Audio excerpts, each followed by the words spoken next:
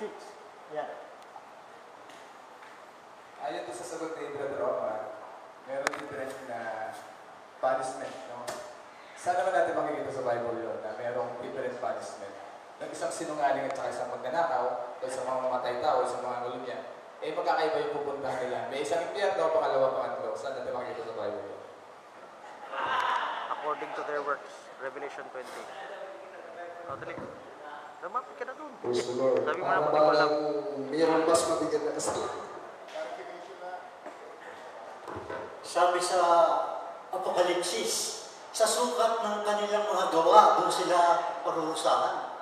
Hindi po ba? Sinasabi sa atin sa bagong tipan, kapag galit ka sa iyong kapwa, para ka na rin mamamatay tao. Pero ikaw ba talagang pumatay ng tao? Hindi. Pero masamang magalit.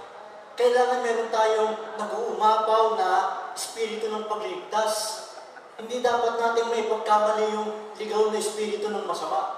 Minsan, may nagagalit sa atin na hindi dapat naman magalit. Siguro may suliran sa isip na kailangan maligtas.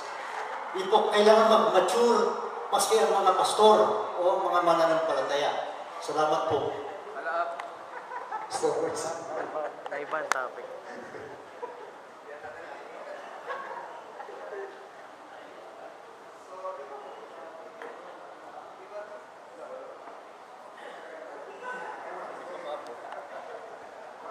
Hello.